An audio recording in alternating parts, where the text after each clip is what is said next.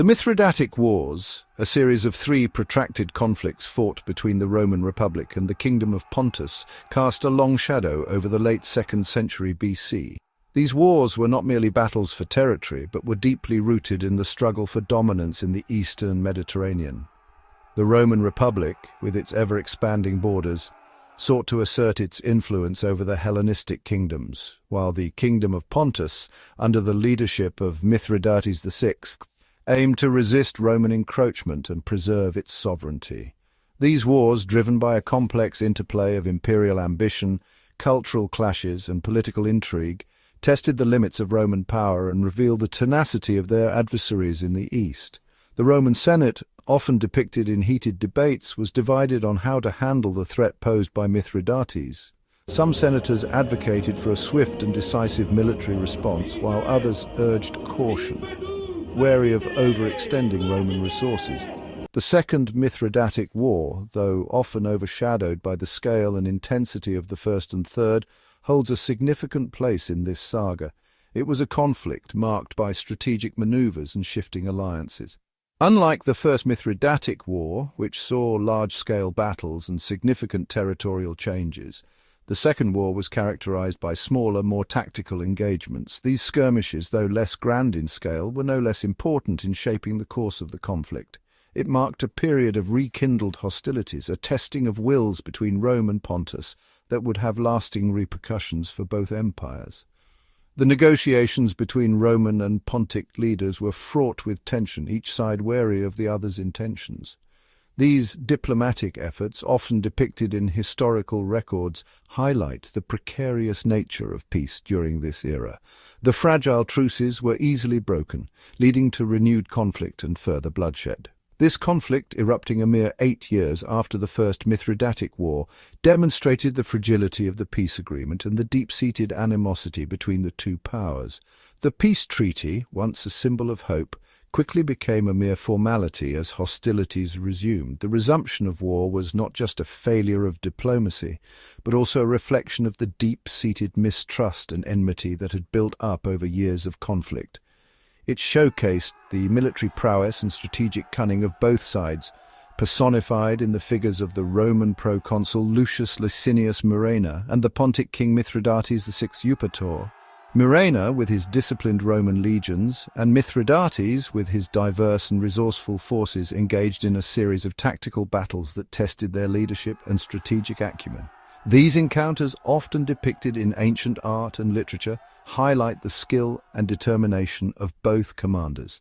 The Second Mithridatic War was more than just a sequel to the first. It was a conflict with its own unique dynamics, revealing the growing tensions in the region and foreshadowing the even greater conflicts that were to come.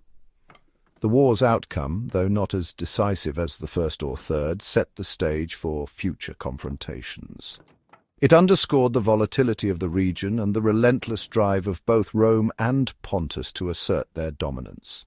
The lessons learned and the strategies employed during this war would influence the tactics and decisions in the subsequent conflicts, shaping the course of history in the eastern Mediterranean. The First Mithridatic War had concluded in 85 BC with the Treaty of Dardanus. This treaty was meant to bring an end to the hostilities between Rome and the Kingdom of Pontus, led by Mithridates VI. The terms of the treaty were harsh on Mithridates, forcing him to abandon his conquests and pay a hefty indemnity to Rome. However, it allowed him to retain his throne and his kingdom, albeit significantly weakened. This agreement, while ostensibly restoring peace, left several issues unresolved. The territorial disputes and the question of sovereignty over certain regions remained contentious. The treaty was more of a temporary truce than a lasting peace, with both sides harboring deep-seated mistrust and grievances. The unresolved issues created a fragile and uneasy peace, with the potential for future conflicts always looming. Mithridates, though forced to relinquish his conquests, remained a powerful figure, his kingdom largely intact. He was a shrewd and resourceful ruler who had managed to maintain his power base despite the setbacks. His ambitions, however, were far from quelled. Mithridates continued to harbor dreams of expanding his influence and reclaiming his lost territories. His resilience and determination made him a formidable adversary for Rome. Roman anxieties regarding his ambitions and the potential threat he posed lingered. The Roman Senate and military leaders were well aware of Mithridates' capabilities and his potential to disrupt the fragile peace. The memory of his previous campaigns and the devastation they caused was still fresh in their minds. This constant fear of a renewed threat from Mithridates kept the Romans on edge, always preparing for the possibility of another war. These fears were exacerbated by the actions of Lucius Licinius Murena, the Roman commander left in charge of the province of Asia after the war. Murena was an ambitious and opportunistic leader, eager to make a name for himself. He saw the unresolved issues and the lingering tensions as an opportunity to assert his authority and gain military glory. His actions were driven by personal ambition rather than the interests of Rome. Murena, driven by a desire for glory and personal gain, used the pretext of incomplete disarmament by Pontus to launch a series of provocations. He accused Mithridates of not fully complying with the terms of the treaty, using this as a justification for his aggressive actions. Murena's provocations included raids into Pontic territory and the harassment of local populations. These actions were intended to provoke a response from Mithridates and create a pretext for war. He coveted the military glory achieved by his predecessor Sulla, and saw in Mithridates a chance to replicate such triumphs. Sulla's victories had brought him immense prestige and power, and Murena aspired to achieve similar success. He believed that a decisive victory over Mithridates would elevate his status and secure his place in Roman history. This desire for personal glory blinded him to the broader consequences of his actions. Ignoring the stipulations of the peace treaty and fueled by his ambitions, Murena embarked on a campaign of aggression against Pontus, effectively reigniting the flames of war. His actions were reckless and short-sighted, disregarding the fragile peace that had been established. Murena's campaign was marked by a series of skirmishes and battles, as he sought to undermine Mithridates' authority and provoke a full-scale conflict. This unwarranted aggression forced Mithridates, who had been rebuilding his strength and consolidating his power, into a defensive conflict he had not sought. Mithridates had been focused on stabilizing his kingdom and preparing for any future threats. Murena's provocations disrupted these efforts, forcing Mithridates to divert his resources and attention to defending his realm. The renewed hostilities marked the beginning of a new chapter in the ongoing struggle between Rome and Pontus. The Second Mithridatic War, though lacking the vast scope of the first, was characterized by intense fighting and strategic maneuvering. Murena, eager to secure a decisive victory, led his legions deep into Pontic territory. He aimed to crush Mithridates quickly, hoping to replicate the swift victories of the First Mithridatic War. However, he underestimated the Pontic king's resolve and the strength of his forces, hardened by years of warfare. A series of engagements followed, with neither side able to gain a decisive advantage. The Battle of the River Halys, a fiercely contested encounter, exemplified the brutality of the conflict. Both sides suffered heavy casualties, and the outcome remained inconclusive.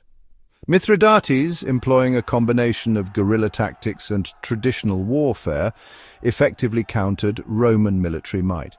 He exploited his knowledge of the terrain and the loyalty of his subjects to harass Roman supply lines and wear down their forces. Key battles included the siege of Cyzicus, where Mithridates attempted to break Roman control but was ultimately repelled. The naval battle of Tenedos saw Mithridates' fleet clashing with the Romans, resulting in a strategic stalemate. Mithridates also orchestrated ambushes and surprise attacks, leveraging his forces' mobility and knowledge of the terrain. Despite these efforts, the war dragged on with no clear victor, leading to a prolonged and costly conflict for both sides. The Second Mithridatic War was as much a clash of personalities as it was a clash of armies. This conflict, which took place between 83 and 81 BCE, was marked by the ambitions and strategies of two very different leaders. Lucius Licinius Murena, the ambitious Roman proconsul, personified the Republic's hunger for power and glory. He was a man driven by a desire to carve out his own legacy, much like the great generals before him. Driven by personal ambition and a desire to emulate his predecessor Sulla, He had instigated the conflict with little regard for the potential consequences.